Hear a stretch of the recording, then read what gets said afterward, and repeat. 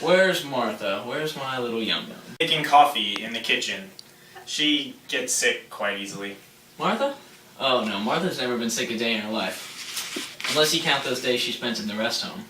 No, my wife. My wife gets sick easily. Your wife is Martha. Oh yes, I know. She doesn't really spend a lot of time in a rest home. Your wife? No, yours. Oh, mine. No, she doesn't. If I were her, she would, but I'm not, and so I don't. I'd like to, though. It gets pretty bouncy around here sometimes. Yes, I'm sure.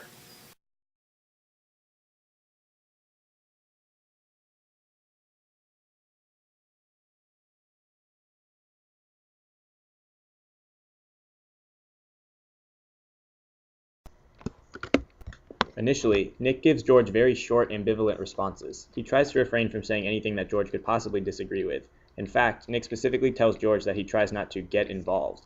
Ironically, though, Nick's comment only further involves him in the situation. It appears to the reader, or viewer, that Nick is trying to keep the conversation pleasant and keep George from becoming angry, when in fact he is deliberately doing the opposite. After George becomes agitated, Nick starts inserting his personal opinions about George by saying things like, "I don't imagine you do," which obviously increases the tension. In fact, at the end of the scene, the stage direction for Nick is antagonistic. As the scene and play, for that matter, goes on, Nick becomes increasingly important in contributing to the tension between the characters, even though he appears to be the peacemaker.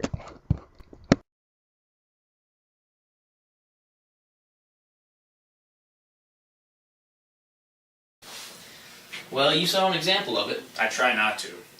Get involved? Well, don't then. What do you want to know about my wife's money for, huh? Well, I thought it would be nice. No, you didn't. Alright, I want to know about your wife's money because I'm fascinated by the methodology. You're starting in again. Am I? No, I'm not. Look, Martha has money too. Her father's been robbing this place blind for years, and... No, he hasn't. He has not. He hasn't? No. Very well. Martha's father has not been robbing this place blind for years, and Martha does not have any money. Okay? We were talking about my wife's money, not yours. Okay. Talk.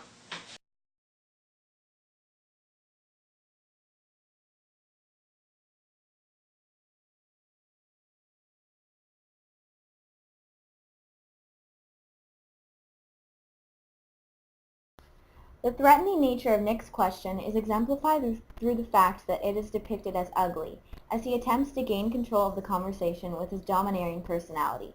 The fact that Nick follows his aggressive question with "huh" displays the fact that he is attempting to establish his superiority by continuing to draw out a subject that George has already dismissed. This colloquial word also aids him in the effort to establish his dominance by the fact that it is a slang term that is typically used as a form of intimidation when interrogating. Nick also tries to establish his superiority through the repetition of his blunt no's, which demonstrate his attempt to take control of the conversation by not only appearing abrasive and rude, but by also ignoring and shutting down George's comments and ideas. When Nick tells George he is repeating himself again, he is demonstrating his attempts at gaining superiority in the conversation because he exemplifies the fact that he is trying to act as a superior who is informing the inferior of his mistakes. Nick attempts to make himself look as if he is in control.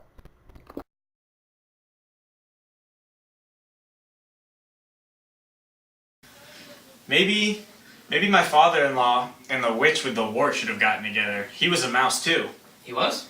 Sure, he was a church mouse. Oh, classic! Yes. Your wife never mentioned a stepmother. Well, maybe it isn't true. And maybe it is. Might be, might not.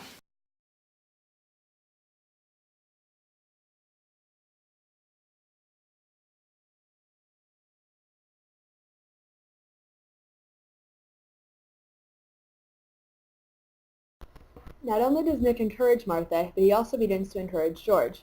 All four members of the party become extremely drunk. As Nick begins to lose his reservations, he starts to joke and laugh with George. His motives for this joking probably include entertainment and a desire to form a relationship with George. Although Martha derides George for his lack of authority in the college, George is still a more senior professor than Nick, offering Nick a professional incentive to develop personal ties with George. Although Nick spends much of his energy deriding George also, he also wants to maintain the appearance of a good relationship with George.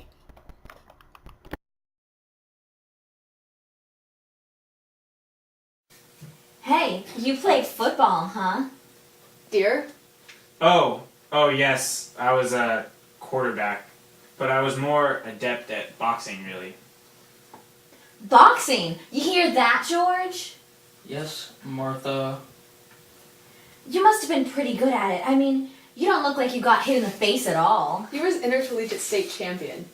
Honey, Well, you were. You look like you still got a pretty good body. Now, too. Is that right? Have you?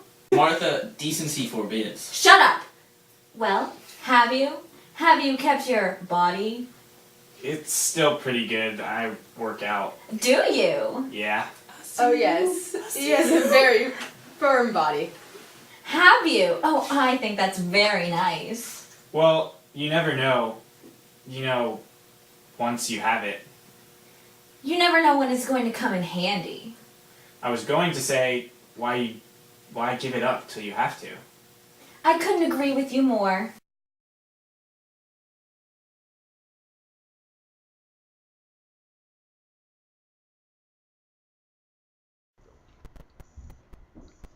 Up to this point in the play, Nick had attempted to diffuse the anger between George and Martha. However, the moment he recognizes that he can benefit from their fighting the relations with Martha, Nick no longer attempts to be a peacemaker. Instead, he selfishly encourages Martha's actions by accepting her compliments. Nick acts like a peacemaker, but only as long as it doesn't interfere with his own well-being.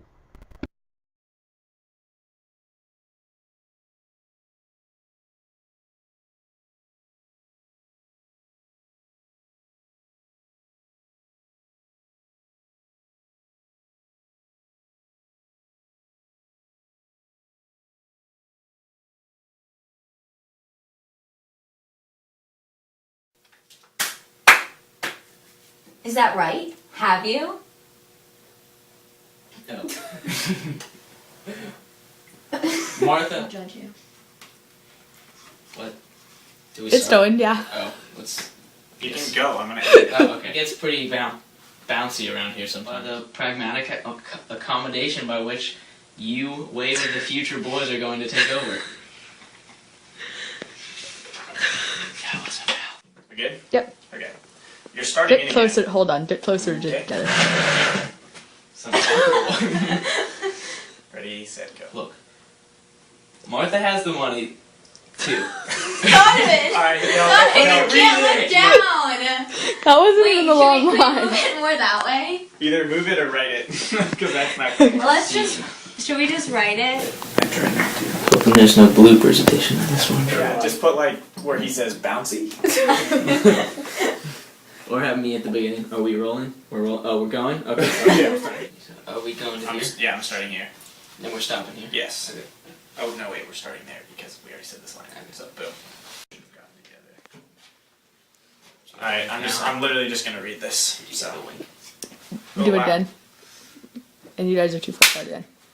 Oh, we have to fake laugh. Oh wow, this one's gonna take some It's practice. gonna be pain. I'm gonna try to do my real laugh. Alright, Somebody try to make me laugh. ready? Wait, did I need to write something here? No, you're good. I'm gonna imagine Saul speaking. That makes me laugh.